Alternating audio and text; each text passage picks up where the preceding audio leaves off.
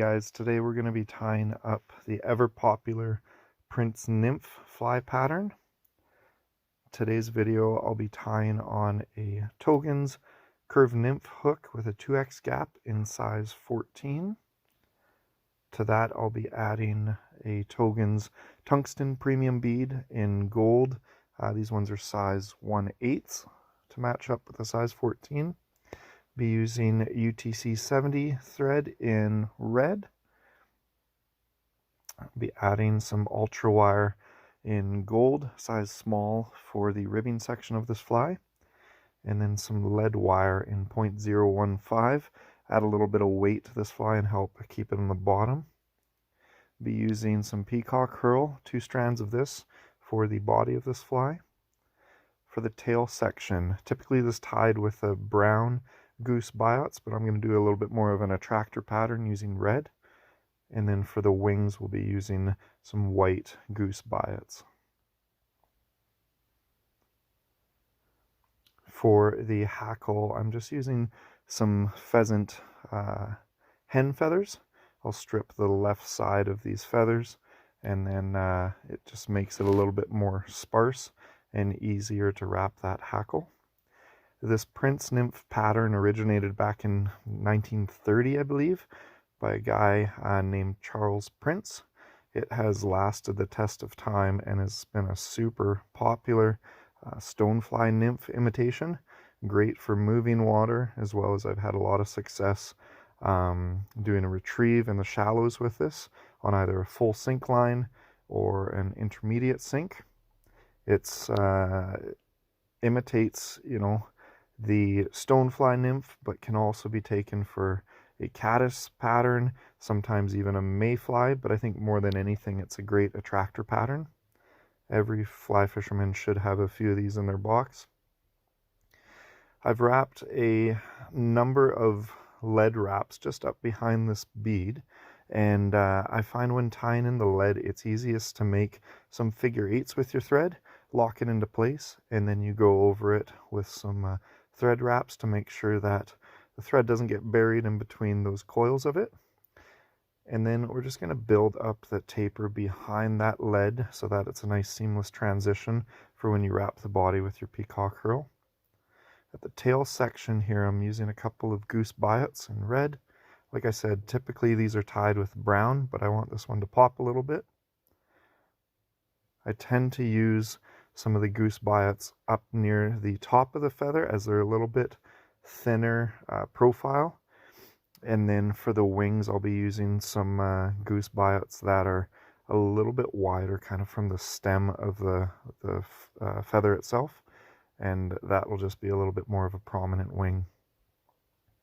This ultra wire is going to act as our ribbing, so just tie that in behind your lead wraps. I'll make for a little bit more of a seamless transition there. And then I always just nip the stems of the peacock herl and start with the nice iridescent turquoise color. Wrap those in and kind of match them up to that transition as best you can. Something about these peacock herl strands, the fish go crazy for that little sheen. I don't know what it is, but they work very well in a ton of different patterns.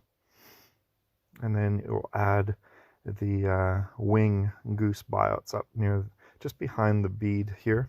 You want to make sure that you get a little bit of an X going, that these wings crisscross, and then when you fold them back, they're going to splay out quite nicely and look very similar to the naturals there. After tying in some materials, just for an added measure of safety, I'll throw a quick whip finish in there. I've had some flies come undone when you don't want them to, so that just adds a little bit of security. And with your 2 strands of peacock herl, wrap those up as tightly together as you can. You'll notice that you do get a nice taper to this fly. That's just all because you've built up that taper in behind that lead prior to wrapping this peacock herl. Lock those strands in, a few wraps behind and then a few wraps in front. Want to be careful with these fragile strands too, because if you do wrap your thread a little bit too tight, you will sever the strands and it'll come unraveled on you. Trim away any of the extra lengths there as close as you can. Lock that into place. Back into the bobbin cradle out of the way. And then with this rib section, this ultra wire, this just adds some durability to the fly, as well as giving it some extra sheen. Do about 5 or 6 wraps. Don't have to get as crazy like you do with chronomids to get that exact 7 number, but it just adds a little bit of flash to this attractor pattern. Helicopter that wire out of the way. And then here we're going to build up just a little bit of a hot spot in behind this bead head. You can use a black thread, you can use brown thread for this pattern as well. This one I'm going to do a little bit more of a head turner with the red hot spot. And then as mentioned before, we've stripped the left side of this hackle feather, those strands, and then left a little bit of a triangle shaped anchor to make sure that when you tie this fly in, it's not going to slip out on you as you wrap it around. And go ahead and trim off just the tip of that anchor.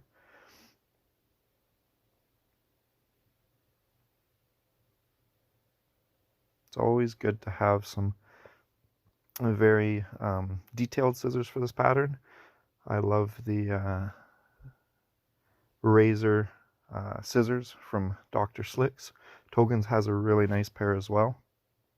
Highly recommend. They are fully adjustable, and so you can really tighten the tension on those scissors as well.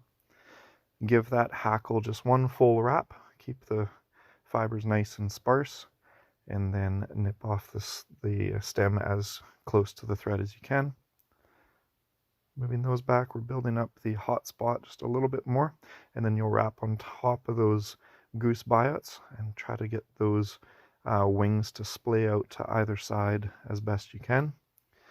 This pattern, you can trim the top side of that hackle as well, but in this one I've left the hackle just full wrapped around that thorax. Finish it up with a couple of whip finishes, nice and secure. And then at the end, we're going to add some resin just to make sure that this pattern does not come unraveled on us.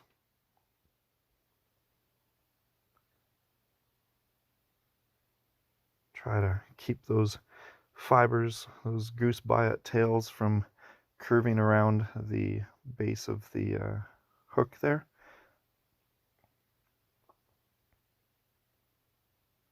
And there you guys have it. That is the Prince Nymph pattern, a very popular pattern that stood up the test of time. I want to thank you so much for watching, and we'll see you on the waters.